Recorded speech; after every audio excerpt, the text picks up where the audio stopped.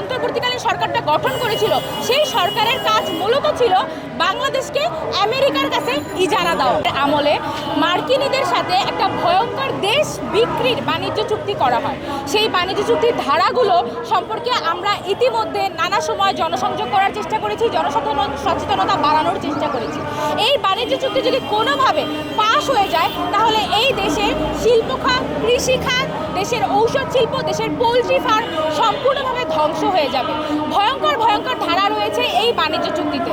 পুরো মার্কিনীরা বাংলাদেশকে তাদের একটা কলোনি রাষ্ট্র বানানোর জন্য যে চুক্তি এখানে যুক্ত করা দরকার তাই কিন্তু করেছে। এবং আমরা দেখেছি অভ্যুত্থানের পক্ষের শক্তি হিসেবে যেই সরকার অন্তর্বর্তীকালীন সরকারটা গঠন করেছিল সেই সরকারের কাজ মূলত ছিল বাংলাদেশকে আমেরিকার কাছে ইজারা দেওয়া, এবং সেটাই তারা করেছে।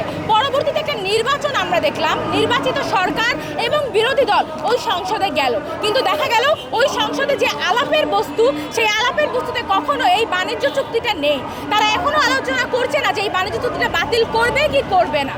তারা সেখানে গাড়ি চাচ্ছে, তারা সেখানে ক্ষমতার হালুয়া রুটি ভাগ করতেছে, তারা সেখানে নানা ধরনের খুনসুটি করতেছে। ওই সংসদটা গঠন করা হয়েছে তারেক আর শফিকের খুনসুটি দেখার জন্য না, সেই সংসদের হওয়ার কথা জনগণের স্বার্থ রক্ষার সংসদ। কিন্তু আমরা দেখছি যে সেই সংসদে এখন পর্যন্ত এই বাণিজ্য চুক্তির আলাপটা আসে নাই।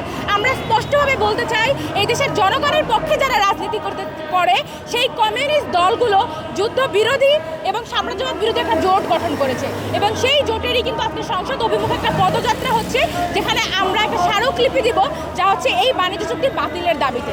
যদি এই সরকার এই দেশ বিরোধী বাণিজ্য চুক্তি, এই দেশ বিক্রির বাণিজ্য চুক্তি বাতিল না করে, তাদের আলোচনার এজেন্ডা যদি এটা না হয়ে থাকে, তাহলে পরবর্তীতে আরো কঠোর কর্মসূচির দিকে এই জোট আগাবে। আচ্ছা, জনগণকে সম্পৃক্ত কিন্তু নানাভাবে এখান থেকে দূরে রাখা হচ্ছে, রাজনীতি থেকে, তাদের স্বার্থ থেকে। এই শাসক গোষ্ঠী তাদের স্বার্থ রক্ষার জন্য তাদেরকে দূরে রাখে। আমরা ইতিমধ্যে নানা ধরনের সচেতনতামূলক লিফলেটিং করে যাচ্ছি, এবং আসল কথা হচ্ছে আপনারা যদি কোনো কৃষকের সাথে কথা বলেন তাহলে প্রতিনিয়ত তাদের হাহাকারটা দেখতে পারবেন যে তাদের এত পরিমাণ আলু উৎপাদন হচ্ছে, তাও সেই আলুর তারা মূল্য পাচ্ছে না, আলু পচে যাচ্ছে।